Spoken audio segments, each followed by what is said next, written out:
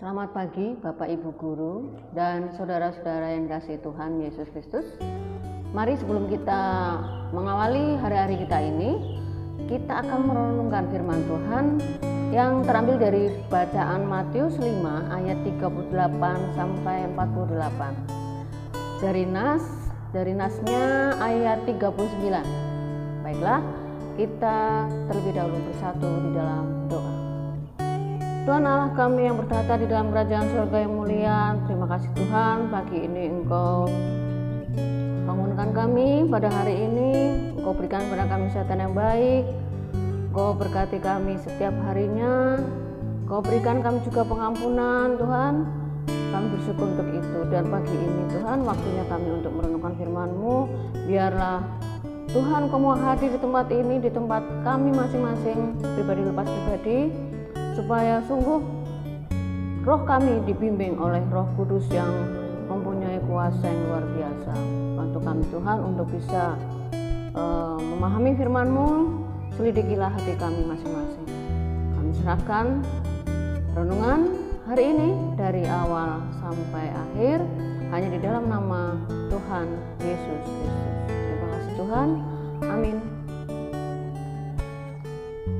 Jumat 28 Mei 2021. Bacaan Matius 5 ayat 38 sampai 48. Nas terambil dari ayat 39 yang berjudul Satu-satunya Cara. Tetapi aku berkata kepadamu, janganlah kamu melawan orang yang berbuat jahat kepadamu, melainkan siapapun yang menampar pipi kananmu, berilah juga kepadanya pipi kirimu. Albert pernah mempunyai dendam kepada Dadang, sebab Dadang telah bertindak tidak adil kepadanya. Albert tidak bisa melupakannya walaupun kejadian itu sudah lama berselang. Albert masih berharap suatu saat nanti ia bisa membalaskan dendam kepada Dadang, sehingga Dadang bisa merasakan apa yang pernah Albert rasakan. Bahkan Albert ingin sekali membalasnya dengan tindakan yang tentunya lebih sangat menyakitkan. Bukankah pembalasan memang harus lebih kejam daripada perbuatan? Begitu pikir Albert. Akan tetapi firman Tuhan justru meminta Albert demikian. Siapapun yang menampar pipi kananmu, berilah juga kepadanya pipi kirimu. Jelas, itu sangat bertentangan dengan apa yang ia pikirkan. Karena itu, Albert pun bertanya, bagaimana mungkin saya harus memberikan pipi kiri kepada orang yang telah menampar pipi kanan saya? Sungguh tidak masuk akal.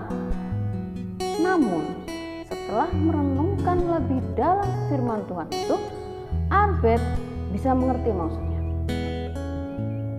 Tuhan tidak bermaksud agar ia membiarkan begitu saja orang lain menyakitinya, melainkan Tuhan meminta agar nafsu balas dendam tidak menguasai hati dan pikiran Albert. Pendek kata, Albert harus memiliki semangat untuk memaafkan, bukan balas dendam.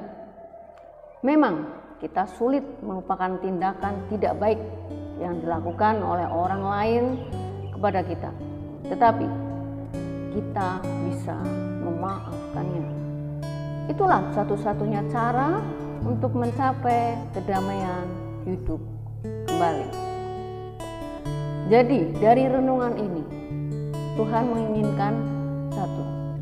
Ketika kita mengalami perlakuan yang tidak menyenangkan dari orang lain, yang membuat kita tidak aman, tidak nyaman, bahkan merasa dilecehkan atau dibully, apa yang Tuhan kehendaki kepada kita adalah satu, memaafkan. Seperti yang ada di dalam ayat Alkitab, itu bahwa pada Kolose 3 ayat 13, sabarlah kamu seorang terhadap yang lain, dan ampunilah seorang yang lain apabila yang seorang menaruh dendam terhadap yang lain, sama seperti Tuhan telah mengampuni kamu, kamu berbuat jugalah demikian. Dari Kolose 3 ayat 13. Mengapa? Karena seperti yang tercantum di dalam Roma 12 ayat 19. Saudara-saudaraku yang kekasih, janganlah kamu sendiri menuntut pembalasan, tetapi berilah tempat kepada murka Allah. Sebab ada tertulis, pembalasan itu adalah hakku, akulah yang akan menuntut pembalasan, firman Tuhan. Jadi kehendak Tuhan apa? Sedapat-dapatnya, kalau hal itu tergantung padamu, hiduplah dalam perdamaian dengan semua orang. Janganlah membalas kejahatan dengan kejahatan, lakukanlah apa yang baik bagi semua orang. Roma 12 ayat 17 dan 18. Jadi jelaslah saudara-saudara, Bapak Ibu guru, yang Tuhan kehendaki adalah kita harus berdamai dengan orang. Bagaimana caranya? Kita harus mengampuni, memaafkan, dan tentunya mendoakan supaya dia sadar akan kesalahannya dan semakin baik kehidupan. Tuhan memberkati. Mari kita berdoa. Tuhan Allah kami yang bertahta di dalam kerajaan surga yang mulia, terima kasih Tuhan untuk renungan ini yang senantiasa mengingatkan kepada kami bahwa pengampunan harus selalu ada di dalam hati kami, seperti Engkau juga mengampuni kami ya Tuhan. Bantu kami untuk meneladani sikap-Mu, tindakan Tuhan, untuk juga kami bisa untuk mengampuni orang-orang, memaafkan dengan setulus-tulusnya, tidak mengingat-ingat lagi kesalahan yang mereka lakukan kepada kami. Dan Tuhan, berilah kami kuasa anak-anak-Mu di sini Tuhan, untuk bisa menjadi terang dan garam, sehingga membawa kedamaian di sekitar lingkungan hidup kami dan juga sekolah kami. Jadi Tuhan, kami menyerahkan hidup kami saat ini dan selanjutnya hanya di dalam nama Tuhan Yesus Kristus. Terima kasih Tuhanku. Amin.